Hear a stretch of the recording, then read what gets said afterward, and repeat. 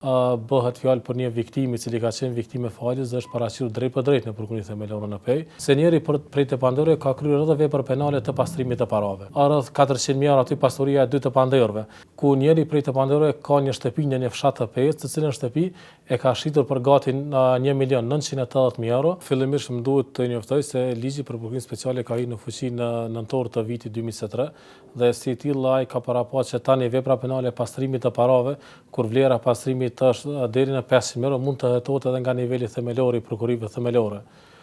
Ne e kemi pas një rast të cilin e kemi hetuar. Bëhet fjalë për një viktim i cili ka qenë viktim e faljes dhe është paraqitur drejt për drejt në prokurorin themelor në Pej, ku ka raportuar se është viktim e faljes. Ne këtu kemi ndërmarrë shumë veprime hetimore dhe kemi arritur që t'i arrestojmë 3 persona. Gjatë fazës së hetimeve, përkatësisht gjatë fazës së hetimit financiar, ne kemi siguruar prova të mjaftueshme të cilat vërtetojnë edhe nivelin e dyshimit të bazuar mirë se njeri prej tepandorëve ka kryer edhe vepra penale të pastrimit të parave. Çush e ka zhvilluar veprimtarinë e shpërlarjes parave ky person? Fillimisht më duhet ta elaborojmë ndoshta në pika të shkurta aspektin e pastorisë çush ne e kemi hetuar dhe çush kemi mbri deri te provat për pastrim të parave. Aspektin e pastorisë unë do ta ndaja në 3 aspekte. Aspekti i parë është pastoria e cila ne kemi dyshuar se është përfituar me vepra penale. Aspekti i dytë është pastoria për të cilën njeri, po dy të pandrit nuk mund ta justifikojnë apo arsyetojnë atë pastori, si dhe aspekti i tretë është çështja e pastrimit të parave.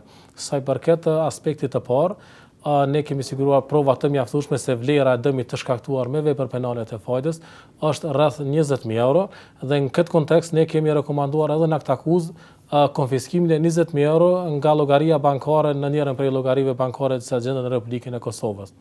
Ndërsa pjesa tjetër i është nënshtruar ligjit për kompetenca të zgjeruara, ku bëhet fjalë për pasuri kogja të madhe, ndoshta jo milionshë, mirë po rreth 400.000 euro aty pastoria e dy të pandorëve. Ndërsa pjesa që ka të bëjë me pastrim të parave, bëhet fjalë për një shtëpi të blerë në qytetin e Pejës. Çush e ka shpërla parë tu, çush dyshon se shpërla parë tu ble shtëpi në Pejë? Njeri prej të pandorëve, ne kemi ndërmarrë shumë veprime hetimore, sidomos pas ngritjes së akt akuzës, veprime hetimore financiare dhe këtu njësitë financiare të Policisë së Kosovës kanë kryer një punë të shkëlqyer në bashkëpunim me NIF-in, ku njeri prej të pandorëve ka një shtëpi në një fshat të Pejës, të cilën shtëpi e ka shitur për gati 1.980.000 euro dhe e ka përvilluar një kontratë nëse nuk gaboj të bëj fjalë për vitin 2019. Një djaloshi të moshës 20 vjeçare i cili jeton në Amerikë. Mirë po, nga shitja kësaj shtëpie, i njëjti nuk e ka pranuar asnjë të hyrë prej personit i cili e ka bler shtëpinë. Pra, ne kemi konsideruar se bëhet fjalë për një kontratë fiktive, për shkak edhe të vlerës shumë të madhe, e cila nuk korrespondon me realitetin që është aty. I njëjti menjëherë pas shitjes dhe sigurimit të kësaj kontrate, fillon disa deponime kesh në llogarinë e tij bankare, bëhet fjalë për të pandorën, pra.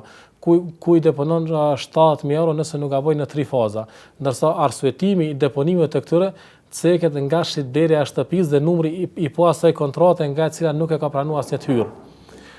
Të njëjtat holla, pasi e blen një shtëpi në Pejë, këto holla i transferon tek shitësi i shtëpisë në Pejë për vlerë rreth 70.000 apo 80.000 euro. Dhe ne këtu e kemi gjetë gjitha fazat e pastrimit të parave për shkak se kemi vendosjen, shtrezimin dhe integrimin, ku në rastin konkret në momentin kur janë transferuar parat tek shitësi i shtëpisë në Pejë, atëherë ne kemi kontrolluar se janë konsumuar gjitha elementet e veprës penale të pastrimit të parave.